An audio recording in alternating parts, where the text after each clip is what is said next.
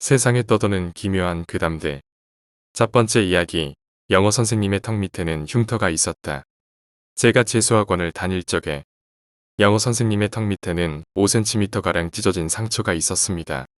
아이들은 매번 궁금해하며 가르쳐달라고 떼었고 엄청 더운 여름이 되면 얘기해주마 라고 말씀하시곤 했었습니다. 그러다 무더운 어느 여름날 저희가 더위에 지쳐 수업에 전혀 집중하지 못하자 영어 선생님께서 해주신 실화입니다. 영어 선생님 본인 시점으로 얘기하겠습니다. 내가 국민학교 3학년이었을 때 마침 방학이라서 부모님과 함께 강원도에 있는 큰아버지 댁에 놀러 가게 되었다. 그곳에는 친하게 지내는 형들과 누나들이 있어서 나도 내심 가는 길이 즐거웠었다. 다만 가는 길이 아랫마을과 윗마을로 나누어져 있어서 윗마을에 사시는 큰아버지 댁을 가려면 산 하나를 건너다시피 해야 도착할 수 있었기에 다소 거부감이 드는 것도 사실이었다. 마땅한 교통수단이 없던 당시에는 1시간마다 오후 6시까지 윗마을로 가는 버스가 유일했다. 시간이 흘러 저녁때가 되었다. 해가 뉘엿뉘엿질 무렵 큰아버지께서는 오늘은 소고기를 먹어보자고 하셨다.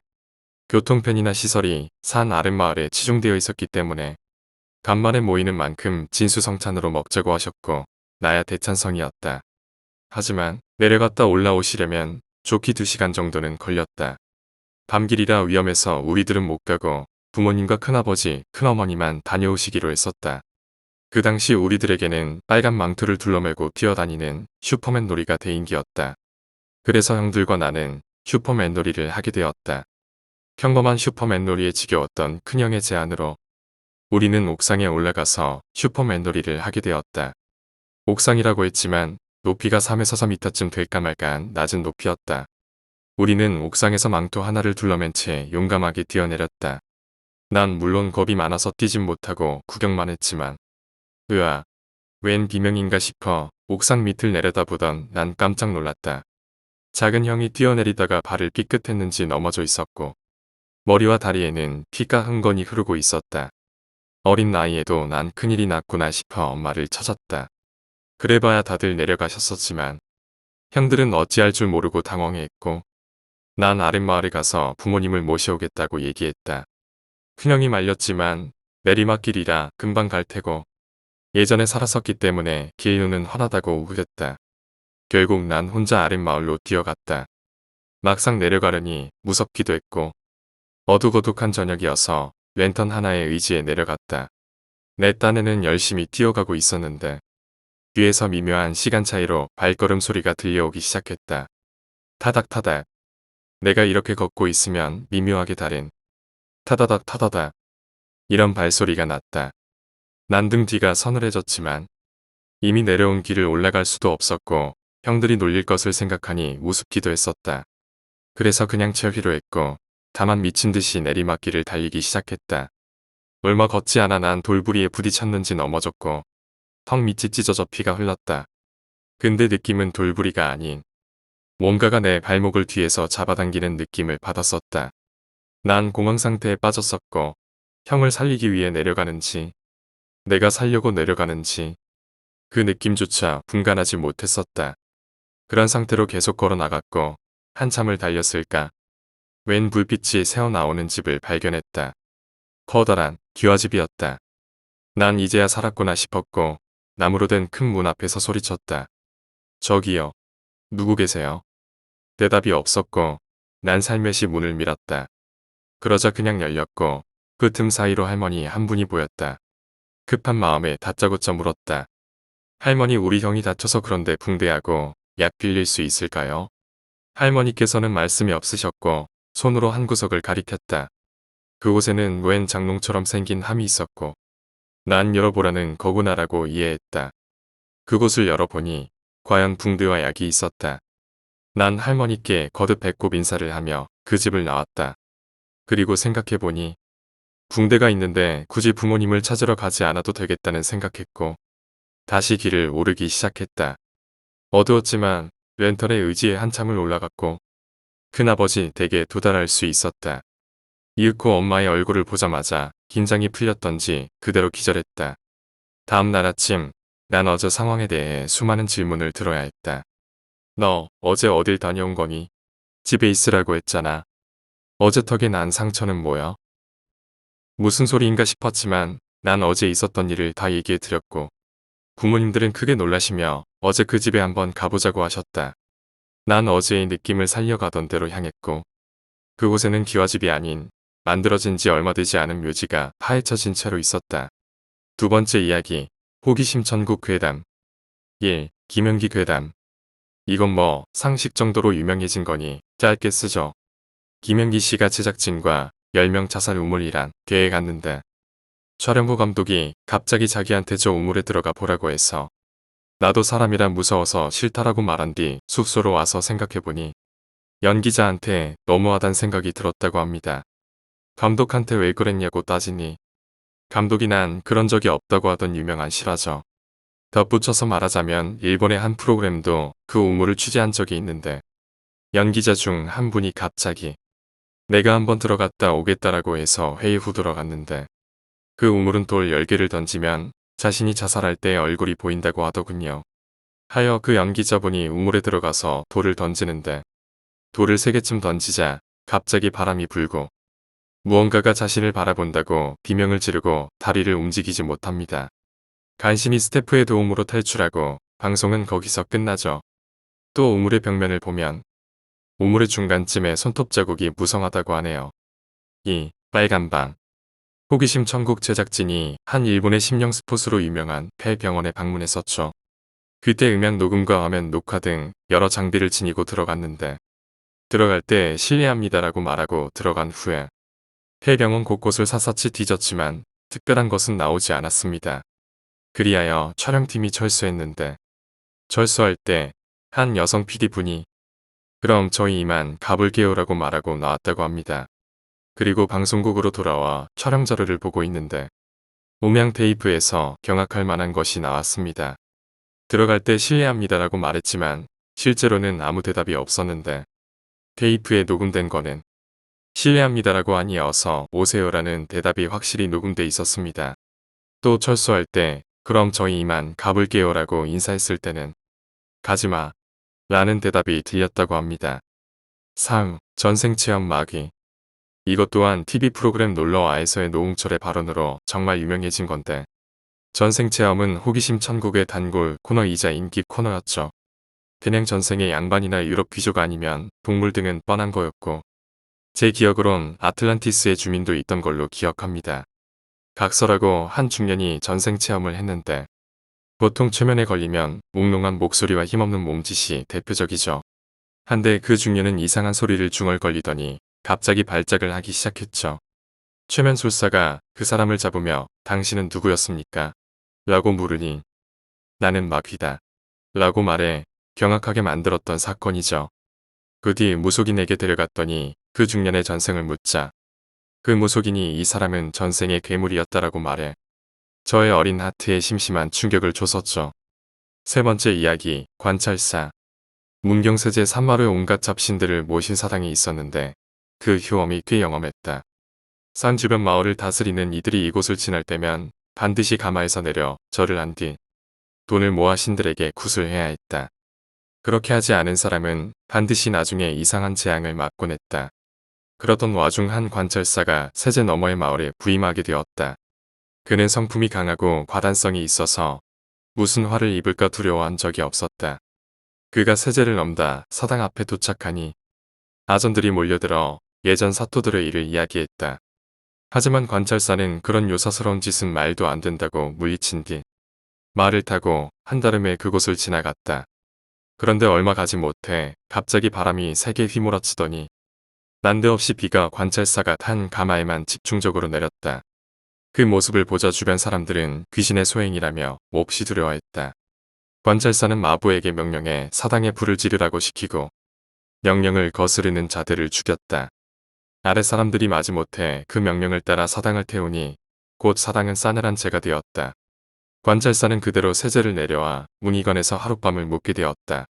그런데 관찰사에 꿈에 한 노인이 나타나 명함을 내밀며 말했다. 나는 세제의 신이요. 세제사당에서 제사밥을 먹은 지 100년이 넘었어.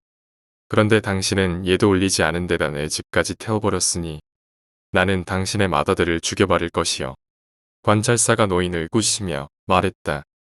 요망한 귀신이 사당에 눌러앉아 사람을 괴롭히니 내가 왕명을 받들어 묘사한 것을 제거했다. 이것은 내 직분인데 내가 감히 나를 협박해서 두려워하게 하려 하느냐. 귀신은 화를 내며 가버렸다. 그러자 주변에서 관찰사를 흔들어 깨우며 말했다. 큰 아드님께서 여행에 피곤함 때문에 병이 드셨는데 갑자기 위독한 지경에 이르셨습니다. 관찰사가 가서 아들을 보니 이미 숨을 거둔 뒤였다.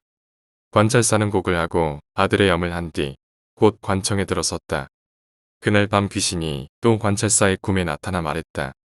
당신이 만약 내 사당을 불태운 것을 회개하고 새로 사당을 지어주지 않는다면 이번에는 당신의 둘째 아들이 죽을 것이요. 관찰사는 여전히 의연한 모습을 지키며 지난번처럼 귀신을 꾸짖어 물리쳤다. 아침이 되자 관찰사가 눈을 뜨기도 전에 안 사람이 와서 둘째 아들이 갑자기 죽었다고 고했다. 관찰사는 매우 슬퍼하며 아들의 장례를 치러주었다. 얼마 지나지 않아 관찰사의 꿈에 귀신이 또 나타나 말했다. 첫째를 죽이고 또 둘째를 죽였으니 당신의 자식은 점점 줄어갈 것이요. 이번에는 셋째 아들이 죽을 것이요. 하지만 당신이 불쌍해서 내가 기회를 주려 하니 빨리 내 사당을 지어주면 셋째 아들의 목숨은 살려주겠소. 하지만 관찰사는 이 말을 듣고도 전혀 동요하지 않았다. 귀신은 점점 화를 내며 온갖 협박을 하고 끝내 좋은 말로 달리기까지 했다. 관찰사는 화가 나서 칼을 빼어들고 귀신을 베려고 했다. 그러자 귀신은 뒤로 물러나더니 뜰에 무릎을 꿇고 엎드리며 말했다. 저는 이제 돌아갈 곳이 없습니다. 저는 인간의 생사화복을 건드리지 못합니다. 오직 미래의 일을 미리 알 수 있을 뿐입니다. 어르신의 두 아드님은 수명이 다하여 돌아가실 예정이었기에 제가 그것을 알고 어르신을 협박한 것입니다. 하지만 셋째 아드님은 그 지위가 높이 오르고 오랫동안 건강하실 테니 제가 어떻게 할 도리가 없었습니다. 그래서 오늘 어르신께 온갖 공갈 협박을 한 것이었지만 어르신께서는 끝내 올바름을 지키셨습니다. 이제부터는 어르신 앞에 나타나지 않겠습니다. 관찰사가 딱히 여기며 말했다. 내가 오랫동안 황폐한 사당에 살면서 지냈는데 내가 어찌 내 집을 마음대로 부수고 싶었겠느냐. 내가 너에게 화가 났던 것은 요망한 술수로 사람들을 희롱했기 때문이었다. 이제 내가 그것을 자백하니 불쌍히 여길 수밖에 없구나. 내가 새로 너의 집을 지어주마. 하지만 만약 내 잘못을 뉘우치지 않고 다시 지나가는 사람들을 괴롭힌다면 당장 부숴버릴 것이다. 이 말을 들은 귀신은 감동하여 흐느끼며 절하고 돌아갔다. 관찰사는 다시 사당을 세우고 그가 꿈에서 본 귀신의 모습을 흙으로 빚어 세워두었다. 그 이후에 문경세제를 넘어다니는 사람들은 귀신에 대한 근심을 할 이유가 전혀 없었다. 관찰사의 셋째 아들은 오랫동안 살면서 높은 지위까지 올라갔으니 귀신의 말이 과연 맞았다. 네 번째 이야기, 두어체인. 내가 오사카 시내의 어느 맨션에서 살고 있을 때 겪었던 일입니다. 11층짜리 대형 맨션으로 독신자 전용 맨션이었습니다. 방 2개짜리라는 광고에 혹해서 들어왔지만 실제로는 현관에서 베란다 사이에 칸을 하나 넣은 것뿐이었습니다. 그렇지만 어쨌거나 역 근처였기에 나는 그곳에서 살기로 했습니다. 맨션에서 살아본 사람이라면 알겠지만 문에는 보통 작은 렌즈와 도어 체인이 달려 있습니다. 나는 그 맨션에 살 때 도어 체인을 걸었던 적이 없었습니다. 건물 정문은 도어락이 달려 있어 아무나 들어올 수 있는 건물이 아니었기에 그럴 필요를 못 느꼈던 것입니다. 그러던 어느 날 새벽 1시를 조금 넘었을 때였습니다. 밤늦게까지 깨어있던 나도 슬슬 불을 끄고 이불 안에서 잠을 청하고 있을 때였습니다. 그때 갑자기 문에서 철커덕하고 열쇠를 꽂아 돌리는 소리가 들려왔습니다. 나는 심장이 얼어붙을 것 같았지만 바로 일어나 문으로 달려갔습니다. 여기는 707호입니다. 방을 잘못 찾으신 거 아닌가요? 어라, 층을 잘못 찾았나 보네.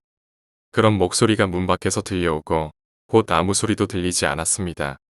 조심스럽게 문에 있는 렌즈를 보자 중년의 남녀가 701호실 옆에 있는 엘리베이터로 걸어가는 뒷모습이 보였습니다.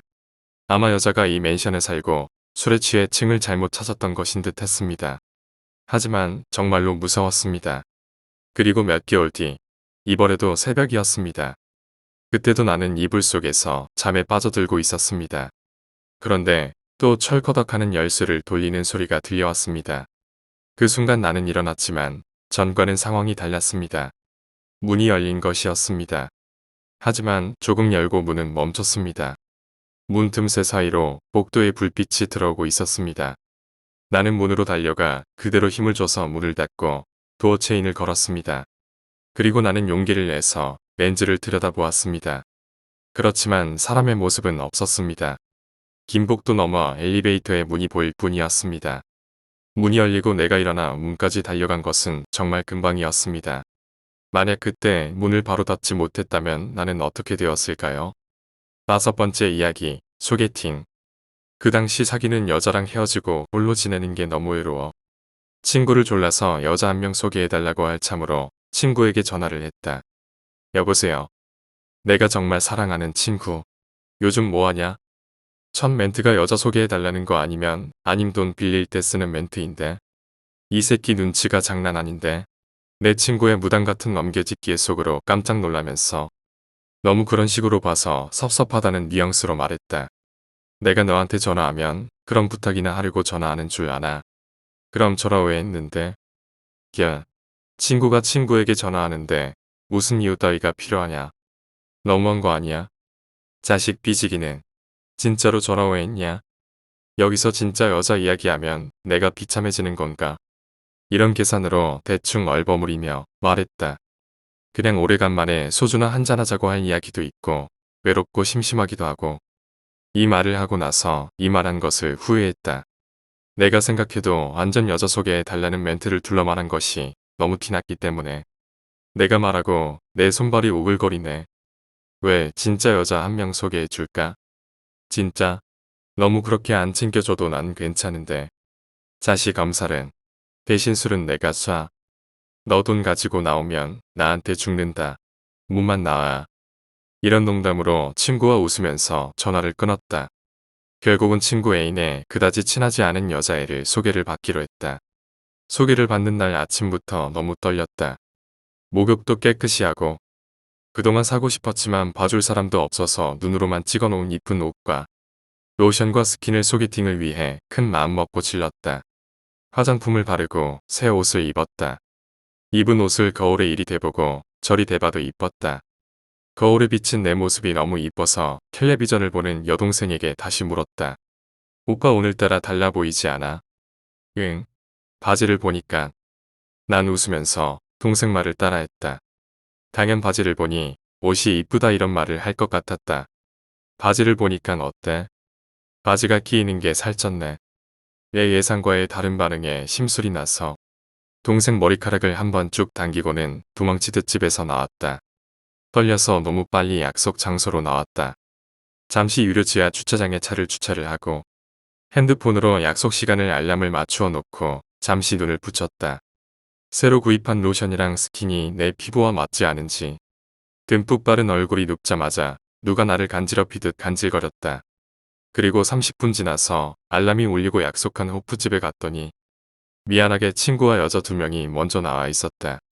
한 명은 친구 애인이고 한 명은 소개해줄 여자인 것 같았다. 환히 웃으면서 친구가 앉아있는 테이블로 갔다. 그리고 간단하게 친구 애인이랑 소개해줄 여자와 통성명을 하고 인사를 나누었다. 호프집에서 나, 친구 애인, 그녀. 이렇게 4명이 모여 생맥주를 5000cc 시켜서 마시고 이것저것 이야기하면서 화기애애한 분위기를 유지해갔다. 소개팅에는 그다지 이쁘지도 못나지도 않은 평범한 얼굴이었지만 내가 여자친구가 없기에 웬만하면 감사하게 그냥 만나려고 했었다. 성격도 좋고 잘 웃고 한 번씩 눈동자가 흐릿해 보이긴 했지만 내가 맥주를 마셔 그러려나 했다. 그러던 중에 술이 약간 취한 친구 애인이 말한다. 제 친구 어때요? 마음에 들어요? 네, 마음에 들어요. 소개팅녀는 그 말에 부끄러운 듯 약간 미소를 띄었다. 그리고 친구 애인이 웃으면서 말했다. 제 친구가 신기가 좀 있어요. 내가 아는 그 신기 맞나? 나는 혹시나 싶어서 되물었다. 아하, 그게 정확히 어떤 말이시죠? 그러니까 귀신을 본다고요. 친구 애인이 이상해 보였다. 귀신을 본다는 말을 웃으면서 하기에 왠지 친구 애인이 신기기 있어 보였다. 그리고 옆에 앉아있는 친구 얼굴을 측은하게 바라봤다. 애인 없는 나보다 더 불쌍한 녀석. 친구 애인과 나랑 대화한 것을 본 소개팅녀가 재미있는 이야기를 해준다며 입을 열었다. 대장금의 이영애 알죠? 이영애도 잘 보면 귀신 씨인 눈이랍니다. 오늘 쌍으로 귀신 타령이네. 오늘 옷을 괜히 샀나? 나는 그냥 한 귀로 듣고 한 귀로 흘렸다. 그리고 여자가 이야기 소재를 꺼내는데 대꾸를 안 하면 예의가 아닌 것 같아서 웃으면서 농담 삼아 말했다. 이 술집에 귀신 보이나요? 그러자 갑자기 주위를 살피듯 한번 후려보더니 조용스럽게 말했다. 이 술집에는 귀신이 없네요. 순간 조금 무서워져서 속으로 덜덜덜 떨면서 생각했다. 진짜로 그녀가 신기가 있는 것 같았다. 순간 나머지 3명은 말을 잃었다. 맥주를 간단하게 마시고 술도 깰 겸 가요방에 갔다. 서비스 시간 좀 들어오고 하니 2시간 정도 흘러 술도 거의 다 깼다. 노래를 부르면서도 왠지 그 가요방 안에 귀신이 같이 있는 것 같았다. 노래 부르는 중에 여자끼리 화장실 가고 친구랑 둘이 남아있을 때도 귀신 생각이 나서 왠지 가요방 문을 열면서 귀신 도우미가 인사하면서 들어올 것 같다는 생각도 했다. 조금 노래를 더 부르고 헤어질 시간이었다. 오늘 소개받은 여자에게 가요방을 나오면서 말했다. 오늘 제가 집까지 태워드릴게요. 많이 마신 것도 아니고 술도 거의 깨서 맨정신이었다. 네, 태워주세요. 그리고 친구와 친구 애인을 보내고 나와 그녀는 내 차를 타고 그녀 집으로 가는 중이었다. 서로 아무 말도 없이 분위기가 어색해서 분위기 전환할 겸 아까 하던 말이 생각나서 그녀에게 웃으면서 물었다. 밖에 귀신 보이나요? 농담 삼아 말했더니 잘 안 보이네요. 술집에서 나와서 2명밖에 못 봤어요. 그 말 들으니 웃는 내 얼굴에 웃음이 사라졌다. 귀신들은 검은 차를 좋아하거든요. 라고 웃으면서 말했다. 내 차가 까만색 카렌스였다. 그리고 별 신경 안 쓰는 척 물었다. 혹시 내 차에도 귀신 붙었나요? 그녀가 말하길. 내가 아까 말한 2명이 뒤에 앉아있네요. 진짜 무서웠다. 그리고 인상차게까지 말해주었다. 2명 다 말랐고 긴 생머리네요. 에이 놀리지 말아요. 귀신이 어디 있어요. 3년간 차를 타도 아무 일도 없던데. 불현듯 오늘 약속 전 차에서 잘 때 얼굴 간지럼이 생각났다. 오늘 만나기 전 얼굴 간지럽던 그 이야기를 하니까 그녀가 말하기를 얼굴 간지러운 거는 운전석 좌석 뒤로 젖힐 때 뒤 좌석 긴 생머리 귀신이 오빠 얼굴 보려고 위에서 볼 때 머리결이 닿아서 그런가 보네요. 아 맞다 내 차 중고차로 샀는데 친구가 사고차를 샀다고 눈퉁이 맞았다고 그랬었지. 그리고 그녀의 집 부근에 다 왔다. 그녀는 집에 다 왔다고 나에게 인사하고 집에 갔다. 오빠 운전 조심히 해서 들어가세요. 엥? 조심히. 그냥 인사인 것 같은데 의미가 부여되는 것 같았다. 나도 덩달아 내려서 차에 못 타고 있다가 1시간 지나서 택시 타고 집에 왔다. 6번째 이야기. 날 구해주신 어머니. 지인 A씨가 어렸을 적에 겪은 일이라며 말해준 이야기. 무더운 여름날 친척들과 함께 사람들의 발길이 적은 물이 맑고 깨끗한 계곡에 놀러갔다. 다 같이 한참 동안 놀다가 A씨를 제외한 나머지 모두 지쳤는지 물 밖으로 나와 쉬고 있을 때 A씨가 튜브를 타고 놀던 도중 깊은 곳에 빠져버렸다.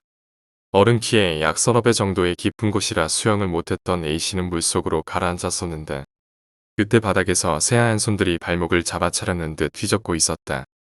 죽기 싫어. 살려줘. 라고 생각한 순간 어디선가 넌 죽지 말라고 여자아이의 목소리가 들려왔다. 그 순간 갑자기 물속에 나타난 한 아주머니께서 자신을 계속 위쪽으로 밀어주셔서 겨우겨우 물 밖으로 나올 수 있었다. 그리고 당연히 저 멀리 떠내려갔을 거라 생각했던 튜브가 마치 누군가 A씨를 위해 가져다 온 것 마냥 제자리에 있길래 그것을 붙잡아 겨우겨우 목숨을 건졌다. 그리고는 어른들이 A씨가 있는 곳까지 와서 구출됐다. 구출된 직후 근처에 있는 마을 병원에 가서 치료를 받는 동안 근처에 사시는 할머니께 그 계곡에 관한 이야기를 들었다. 약 5, 60년 전 그곳에서 자신과 친구들이 자주 놀았었는데 어느 날 친구가 깊은 곳에 빠졌고 친구를 구하려고 물에 들어갔던 친구의 어머니마저 같이 빠져 익사했다고 한다. 나중에 A씨가 자신이 물에 빠졌을 때 흰손이나 아주머니를 봤었냐고 친척들에게 물었을 때 그들은 어리둥절해하며 하나같이 전부 이렇게 대답했다고 한다. A씨가 물속에서 허우적대다가 공기주머니가 물 위로 떠오를 듯 갑자기 올라온 것밖에 못 봤다고. 7번째 이야기. 90년대 이치카와 사건. 1992년 3월 5일 일본 지바현 이치카와시에서 일어난 일가족이 잔인하게 살해된 사건. 사건의 발단은 19세 불량 미성년자의 비행으로부터 시작되었다. 이미 어릴 때부터 눈에 보이는 여자마다 강간하고 강도짓을 일삼았던 이 범인은 2월 8일 필리핀인 호스티스를 납치한 뒤 이틀 동안 감금하고 성관계를 가졌다. 이 호스티스는 이틀 뒤 자신의 가게로 돌아와 가게 주인에게 이 사실을 알렸고, 가게 주인은 화난 나머지 자신이 알던 야쿠자에게 이 범인을 손봐달라고 요청하게 된다. 이걸로 인해 그는 야쿠자에게 쫓기게 되었다. 야쿠자에게 쫓기게 되자 불안해진 범인은 2월 11일 도쿄도 나카노구에서 길을 걷는 여성을 덮쳐 차로 자신의 집까지 끌고 가서 강간하는 짓을 저질렀다. 2월 12일 이 사건의 최대 피해자인 여고생이 이 범인의 눈에 띄게 되었다. 범인은 쇼핑을 마치고 자전거로 집에 돌아가던 여고생을 보고 그녀의 자전거와 차를 충돌시킨 뒤 치료를 한다면서 병원에 데려갔다. 별 상처가 없이 치료를 받고 나온 여고생에게 범인은 집에 데려다 주겠다며 자신의 차에 타게 했다. 의심 없이 차를 탄 여고생이었지만 범인은 여고생의 집이 아니라 자신의 집으로 여고생을 끌고 간 뒤 그곳에서 그녀를 강간했다. 그리고 그녀의 학생 수첩에서 소녀의 이름과 집 주소를 베껴 적은 뒤 아무에게도 말하지 말라고 협박하고 돌려보냈다. 같은 날 밤 범인은 호스티스 가게 주인의 요청을 받은 야쿠자의 두목에게 끌려갔다. 야쿠자 두목은 그에게 호스티스를 이틀 동안 감금한 것에 대해 피해 보상조로 200만 엔을 가져오라 협박했다. 범인은 야쿠자들이 두려워서 결국 여기에 동의하고 겨우 풀려나올 수 있었다. 200만 엔을 도무지 구할 길이 없게 되자 범인은 전에 자신이 교통사고를 낸 뒤 강간했던 그 여고생을 떠올렸다. 그녀의 집에 돈을 훔치러 들어가기로 결심한 그는 3월 5일 오후 4시 30분경 여고생의 집에 침입했다. 그 시간에는 여고생의 할머니가 혼자 집을 지키고 있었는데 범인은 할머니에게 예금 통장을 내놓을 것을 요구했지만 할머니가 이를 거부하자 전기 코드로 할머니의 목을 졸라 살해한 뒤 할머니가 가지고 있던 8만 엔을 빼앗았다. 그 뒤로 범인은 그곳을 떠나지 않고 그대로 다른 가족들이 돌아오기를 기다렸다. 2시간쯤 지나서 오후 7시경 집에 돌아온 여고생의 어머니와 여고생이 돌아왔다. 범인은 그대로 식칼을 들이대어 협박하면서 여고생의 어머니에게 등을 보이고 엎드리게 했다.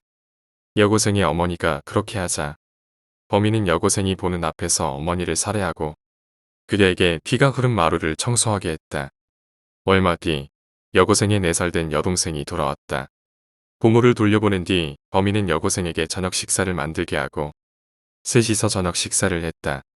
저녁을 먹은 후 졸음이 온 여동생은 할머니와 같이 자겠다면서 할머니 방에 들어갔다. 여동생은 할머니의 죽음을 모른 채 할머니의 시체 옆에서 잠이 들었다. 그러는 사이 범인은 여고생에게 예금 통장의 소재를 물었다.